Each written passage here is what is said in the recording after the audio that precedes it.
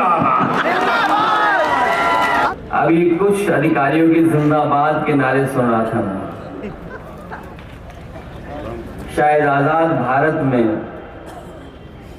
पहली बार किसी पुलिस वालों के नारे जिंदाबाद लग रहे होंगे।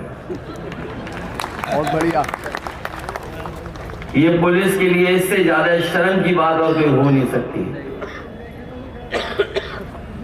क्योंकि हम और आप वो लोग हैं जो कानून और संविधान को मानते हैं,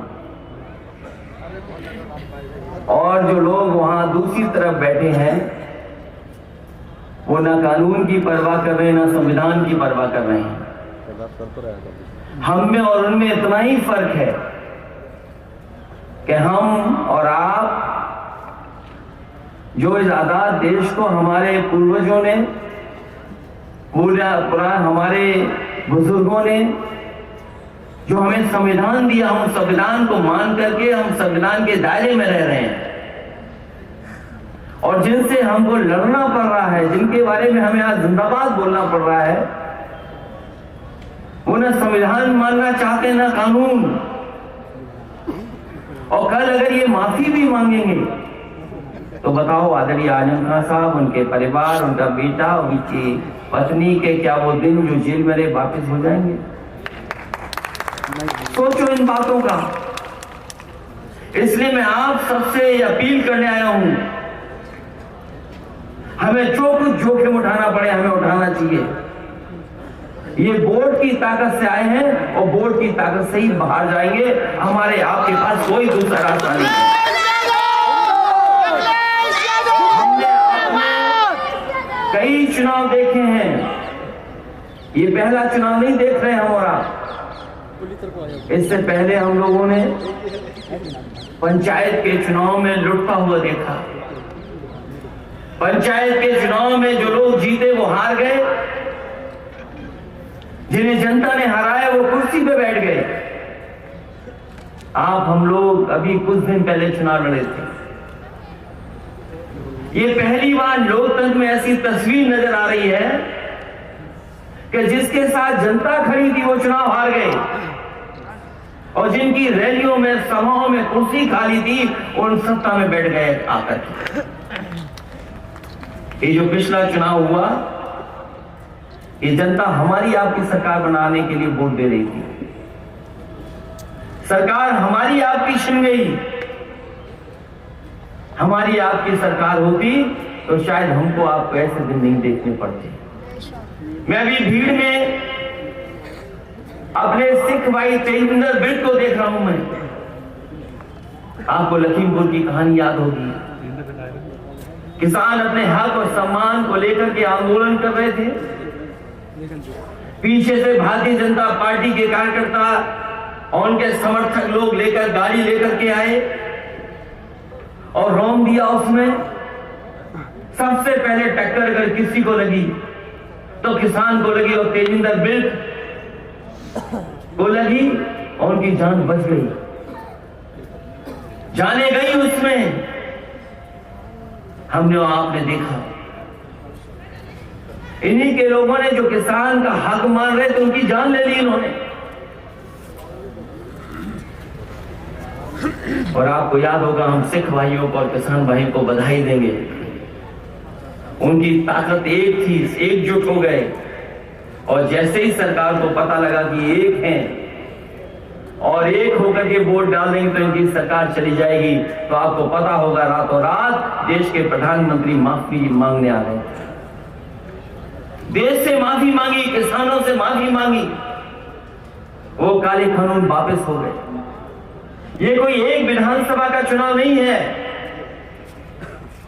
आपको हमको कोई ये कह सकता है कि एक विधानसभा का चुनाव है। मैं आपसे कह के जा रहा हूं, आप ये चुनाव जिताइए और 24 से पहले के बाद आप देखना उत्तर प्रदेश में भारतीय जनता पार्टी की सरकार नहीं बचेगी, नहीं रहेगी सरकार। और ये बात मैं यूं ही नहीं कहता हूं। ये जो दो डिप्टी सीएम घूम रहे हैं, आपने देखा होगा जगह जगह आ रहे हैं, वो कहते हैं हम लोग माफिया हैं, हम लोग अपराधी कहते हैं। वो दोनों इस चक्कर में कि कब मुख्यमंत्री बन जाए। मैंने पहले भी ऑफर दिया और मैं आदरणीय आजम खान साहब से कहता हूं कि रामपुर से भी ऑफर देके जा रहा हूं मैं, लाओ अपने 100 विधायक, हम 100 विधायक आपके साथ तैयार हैं, सरकार बना लो और मुख्यमंत्री बन जाओ। क्या डिप्टी सीएम वाले घूम रहे हो? डिप्टी सीएम ने क्या रखा है बताओ? जो अपने विभाग के एक सीएमओ डॉक्टर का ट्रांसफर न कर पाए, वो डिप्टी सीएम है, एक दूसरे डिप्टी सीएम है, उनका विभाग बदल दिया और जिस विभाग में वो मंत्री बने उस विभाग का बजट ही नहीं है। हम तो उन्हें ऑफर देने आए हैं, हम ऑफर देते हैं हमारे 100 विधायक पूरे आपके साथ, जब चाहो तब मुख्यमंत्री बन जाओ। हम लोग इंतजार नहीं करना चाहते, हम लोग नहीं बनना चाहते। जहां तक सवाल चुनाव का है, ये डरा क्यों रहे आप? क्योंकि वोट आपका जाता है। आदरणीय आजम खान साहब को मानने वाले लोग हैं, केवल आप और हम नहीं, पूरा देश जानता है कि आजम खान साहब के ऊपर सब झूठे मुकदमे लगे। बताओ झूठे मुकदमे लगे कि नहीं लगे? और जब सरकार बनने का समय आया था तो ये अधिकारी अपना रंग रूप बदल लिए थे कि नहीं बदल लिए थे? ये तो हमारी आपकी सरकार नहीं बनी, इसलिए पुलिस खड़ी है। मैंने उस समय भी कहा था टेंट में जब ये खड़े हुए लोग थे, सबसे जल्दी बदलने वाले यही लोग हैं। और हमने वो समय देखा है बदलते हुए। समय से बड़ा बलवान कोई नहीं है। ये जो लोग अन्याय कर रहे हैं, मैं उन्हें कहना चाहता हूं, जो सत्ता में मुख्यमंत्री हैं, उनकी फाइल मेरे सामने आई थी और फाइल में कहा गया था कि इनके ऊपर केस रजिस्टर हो, कार्रवाई हो। हम लोग समाजवादी लोग हैं, कभी नफरत और एक दूसरे को परेशान करने वाली राजनीति नहीं करते। हम लोगों ने फाइल ही वापस कर दी थी। और ये बात अगर गलत है, अधिकारियों से पूछ लें सरकार के लोग। अब हम लोगों को इतना मजबूत मत बनाओ, इतना कठोर मत बनाओ कि अगर हम लोग सरकार में आ जाएं तो आपके खिलाफ भी वही कार्रवाई करें जो आज कार्रवाई हम देख रहे हैं। इसलिए मैं आखिरी में तो नहीं कहना चाहता हूं, ये रामपुर का चुनाव नहीं है, इस सरकार को हिलाने का चुनाव है और आदरणीय आजम साहब के साथ जो अन्याय हुआ उसका चुनाव है। आपको बताना पड़ेगा कि आप किसके साथ हैं। कोई दल नहीं है, दो ही दल हैं आमने सामने। कोई तीसरा प्रत्याशी लड़ रहा हो तो बता दो हमें। एक तरफ बीजेपी और दूसरी तरफ समाजवादी पार्टी। एक तरफ वो लोग जो अन्याय कर रहे हैं, अपमानित कर रहे हैं, झूठे मुकदमे लगा रहे हैं और हमारा आपका भविष्य खत्म कर रहे हैं। रामपुर वो जगह है जहां देश ने पहला शिक्षा मंत्री दिया और मुझे तो लगता है कि शिक्षा मंत्री जो पहले दिए गए होंगे वो इसीलिए दिए गए होंगे कि आपकी आने वाली पीढ़ी पढ़ी लिखी बने, आगे बढ़े, अच्छी जगह जाकर के समाज को एक दिशा दे। कोई रामपुर में ऐसा काम नहीं हुआ जिससे आने वाली पीढ़ी सुधर सकती थी। अगर उस काम को किसी ने किया तो आदरणीय आजम खान साहब ने किया, एक यूनिवर्सिटी बना करके और पढ़ाई के लिए आपके लिए इंतजाम कर दिया।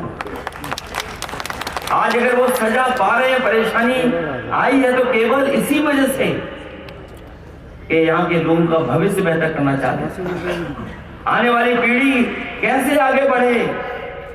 इसलिए मैं आप सबसे अपील करना चाहता हूं कि समाजवादी पार्टी के प्रत्याशी आसिफ रजा साहब और आदरणीय आजम खान साहब का सम्मान बढ़ा देना। खराब दिन जरूर हैं लेकिन अच्छे दिन भी आएंगे और डर हमेशा बना नहीं रहता। डर के बाद भी कोई जीत होती है, डर के बाद भी अच्छा समय आता है।